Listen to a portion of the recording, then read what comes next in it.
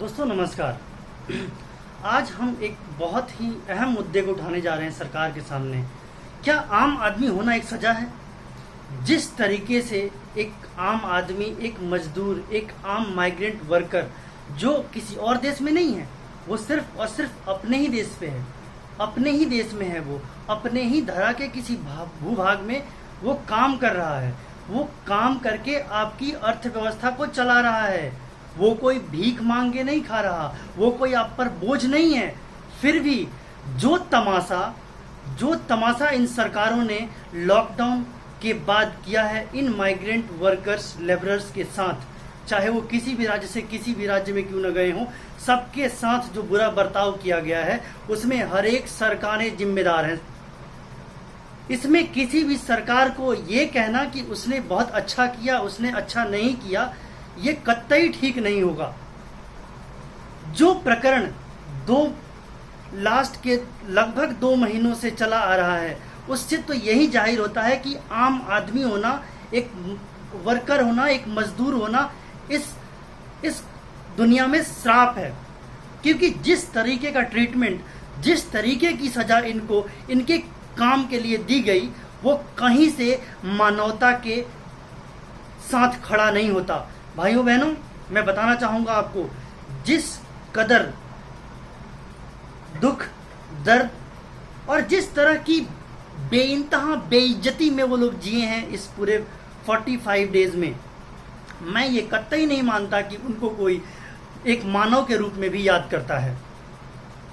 आप देखिए, चाहे वो बेंगलोर की बात हो, चाहे वो तेलंगाना की बात हो, चाहे वो केरला की बात हो या फिर गुजरात की बात हो, सरकारें अलग अलग हैं, बट फिर भी उनके साथ बर्ताव एक ही हुआ है। और वो बर्ताव क्या है कि तुम छोटे हो और तुम छोटे ही रहोगे। मैं समझ नहीं पाता ये बात। ये वही आम आदमी हैं, ये वही लोग हैं जो आपकी अर्थव्यवस्था चलाते हैं। अगर आपकी इनकी भूमिका आपके इकोनॉमी में ना हो, आपकी इकोनॉमी का एक पहिया भी ना दौड़े, आपके मैन्युफैक्चरिंग के ये हब हैं, मैन्युफैक्चरिंग आपकी ठप हो सकती है इनके बिना। आपका कंस्ट्रक्शन वर्क एक दिन भी नहीं चल पाएगा इनके बिना। आप चले जाइए ट्रांसपोर्टेशन में, जो कि रीढ़ की हड्डी है किसी भी अर्थव्यवस्था की, उसकी हालत देख लीजिए आप। वहाँ पे हर जगह इनकी भूमिका है जिससे अर्थव्यवस्था सुचारू रूप से चल सके। लोडिंग अनलोडिंग, चाहे शिप्स में, चाहे हवाई जहाज में, या फिर सड़क मार्ग से जितनी भी व्यापार के माध्यम हैं ट्रांसपोर्टेशन के, चाहे लोकल लेवल पे या फिर इंटरस्टेट सर्विसेज, कहीं भी जाएं आप, तो इनकी भूमिका को नकारा नहीं जा सकता। आज मैं मानता हूँ मशीनीकरण हुआ है और बहुत ही मशीनीकरण हुआ है, साइंस एंड टेक्नोलॉजी बहुत डेवलप हुई है, बट स्टिल मैं आपको कहना चाहूँगा कि इन लेबरर्स के बिना, इन मजदूरों के बिना आप अपनी अर्थव्यवस्था को 1 महीने भी नहीं चला सकते। जिस हिसाब से इनको छोड़ा गया था, इनको तो एक ऐसे आंदोलन के रूप में वापस आना चाहिए जिससे सभी सरकारों को ये सबक मिले कि किसी भी बुरे दिन में सभी मानव, चाहे वो वर्कर हो या फिर मजदूर हो या फिर हाई क्लास ऑफिशियल हो, जो मिनिमम रिक्वायरमेंट हैं वो पूरी होनी चाहिए, चाहे परिस्थितियां जो भी हों। मैं ये कतई नहीं मानता कि सरकारें अक्षम थी। सरकारें कैसे अक्षम हो सकती हैं? वैसी सरकार जो अपने लोगों को विदेशों से प्राइवेट चार्टर्ड प्लेन भेज के बुला सकती हैं, उनको उस जगह से बुला सकती हैं जो कोरोना के हब थे, जिसकी वजह से पूरे विश्व में लॉकडाउन है और भारत में भी उसी वजह से है। भाइयों बहनों, ये कतई मैं मानने को तैयार नहीं हूं कि सरकारें असमर्थ थीं। मैं तो ये कहना चाहूंगा कि जो हालात बने हैं उन्हीं चार्टर प्लेन से आए हुए लोगों की वजह से बने हैं। मैं ये नहीं कह रहा कि वो हमारे देश के नागरिक हैं, उनको मत लाइए, आप उनको लाइए, लेकिन आप उनको ला सकते हैं, प्राइवेट चार्टर्ड भेज के ले आ सकते हैं उनको, तो कम से कम अपने देश में अपने घर से दूर रह रहे मजदूरों को तो आप उनके घर तक सही तरीके से, सुगम तरीके से पहुंचा ही सकते हैं। चलिए उसमें कुछ समय लगता, लेकिन उस समयांतराल में आप उनको ढंग से खाना, ढंग से रहने की व्यवस्था या ढंग से उनकी शौचालय या दैनिक क्रियाओं को करने की व्यवस्था की जा सकती थी। इसमें सरकारें अक्षम नहीं हो सकती। आज चुनाव आ जाए, सरकारों के पास खजाना भर जाता है। सरकारें टीवी पे 1 मिनट में 500 एड्स देती हैं कि हमने ये किया, हमने वो किया। इवन कोरोना टाइम में, इवन लॉकडाउन टाइम में भी सरकारों के एड्स चल रहे हैं। वो पैसा कहाँ से आ रहा है? आपके पास ट्रेन चलाने के पैसे नहीं हैं, आपके पास मजदूरों को खिलाने के पैसे नहीं हैं, लेकिन आपके पास ऐड देने के लिए पैसे हैं।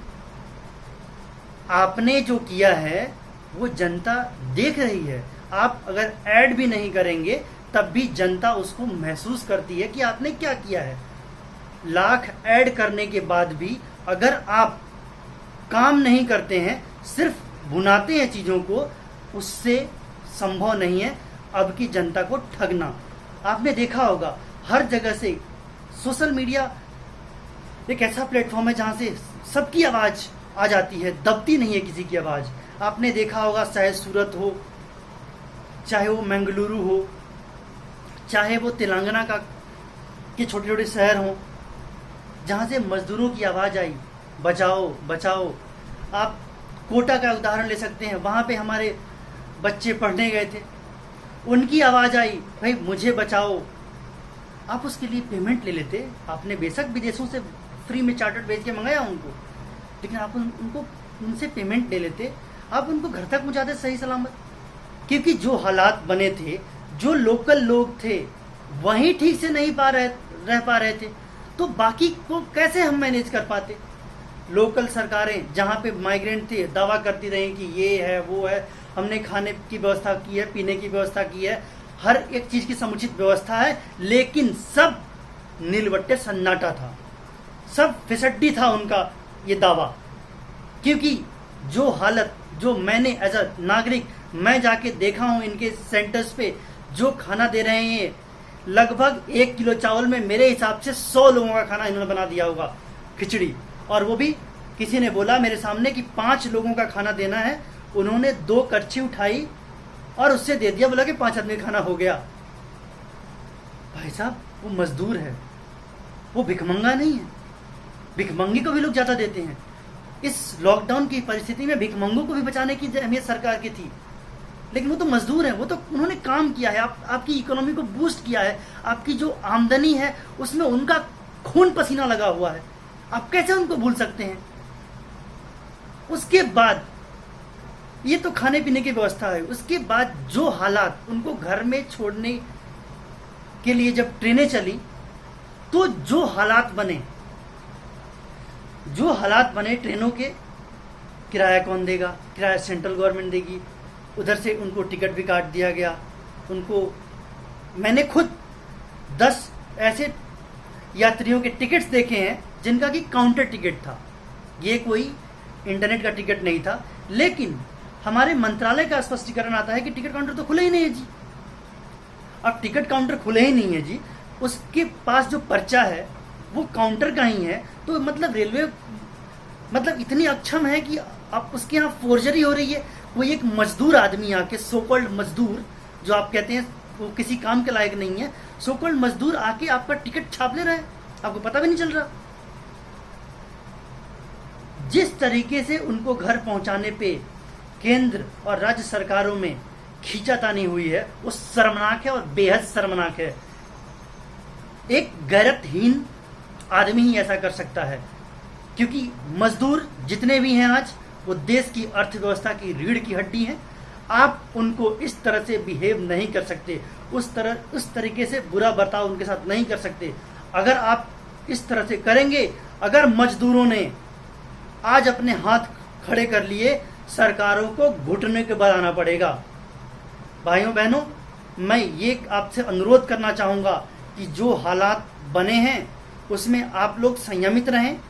आप अपने घर को जाएं, पैसा हम कमा लेंगे, हम फिर से जाएंगे, काम करेंगे, हमारी बाजुओं में ताकत है, हम मेहनत करेंगे, हम पैसा कमा लेंगे। इन गैरतहीन सरकारों के भरोसे ना रहें। आप जाएं और सकुशल तरीके से अपने घर जाएं, कोरोना से बचाव रखें, यही हमारी विनती रहेगी। और सरकारों को साथ साथ मैं ये कहना चाहूँगा कि हे मेरे महाराजों, आप कम से कम मानवता के नाते नहीं सही, क्योंकि आप में तो मानवता है नहीं, आप कम से कम देश की अर्थव्यवस्था की रीढ़ इन मजदूरों, इन कामगारों के सेल्फ रिस्पेक्ट के लिए, इनके अपने अच्छे जीवन और एक इज्जत भरी जिंदगी के लिए प्लीज इन पे राजनीति ना करें। पैसे लेना है ले लें, बट इनको बाइज्जत सकुशल इनको इनके घर तक पहुंचाने की व्यवस्था करें। यही आपसे विनती है। बहुत बहुत धन्यवाद। नमस्कार।